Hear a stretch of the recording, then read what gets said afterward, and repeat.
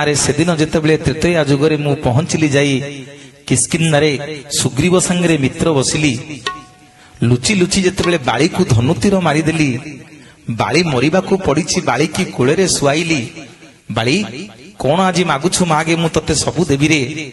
ବାଳି ସେଇଠି ଦୁଇ ହାତ ଯୋଡି କହିଲା, ଠାକୁରେ କଣ ମାଗିବି, ଆପଣଙ୍କୁ କୋଳରେ ମରିବି, ତାଠୁ ବଳି ବଡ ଭାଗ୍ୟ ମୋ ପାଇଁ ଆଉ କଣ ଅଛି?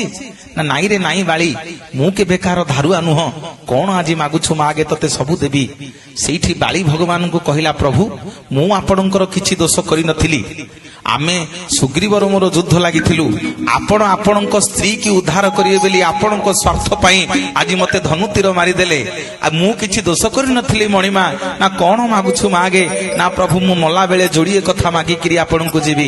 ନା କଣ ମାଗୁଛୁ ମାଗେ। ନା ପ୍ରଭୁ ପ୍ରଥମ ମୋର ମାଗୁଛି, ଯୋଉ ହାତରେ ଆପଣ ମତେ, ଯୋଉ ପାପୁଲିରେ ଆପଣ ମତେ ଧନୁତୀର ମାରିଛନ୍ତି, ମୁଁ ଚାହୁଁଛି ପ୍ରଭୁ ସେ ପାପୁଲି ଆପଣଙ୍କର ନ ରହୁ। ସେଇଠି ପ୍ରଭୁ ରାମଚନ୍ଦ୍ର କଥା ଦେଲେ, ବାଳି ମୁଁ ଏ ଜନ୍ମରେ ତରୁଣ ସୁଝି ପାରିବିନି ରେ, କାଲି କଳି ଯୁଗରେ ଯେତେବେଳେ ଜଗତର ନାଥ ଜଗନ୍ନାଥ ହୋଇ ଅବତାର ନେବି, ଯୋଉ ପାପୁଲିରେ ତତେ ଭିଡିକିରି ଧନୁତୀର ମାରି ଦେଇଛି, ମୋର ହାତ ଥିବ ରେ, ଆଉ ପାପୁଲି ନଥିବ। ଆଉ ପାପୁଲି ଥିବ ନା, କୋଉ ବାଳିକୁ ମୁଁ ଲୁଚି ଲୁଚି ଧନୁତୀର ମାରିବି।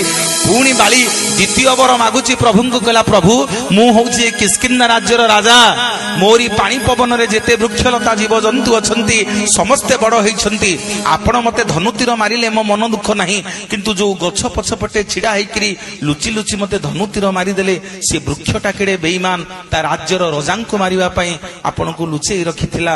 ମୁଁ ଆଜି ମଲା ବେଳେ ସେ ବୃକ୍ଷକୁ ଅଭିଶାପ ଦଉଛି, ସେ ବୃକ୍ଷଟା ଭାରି ମିଠା, ଭାରି ଫୁଲେଇ, ତାର ପାଦ ଠାରୁ ମୁଣ୍ଡ ପର୍ଯ୍ୟନ୍ତ ସମଗ୍ର ଶରୀର ପିତା ହେଇଯାଉ, ଯିଏ ତାକୁ ପାଟିରେ ଲଗେଇବ ସମସ୍ତେ ତାକୁ ଥୁ ଥୁ କରନ୍ତୁ।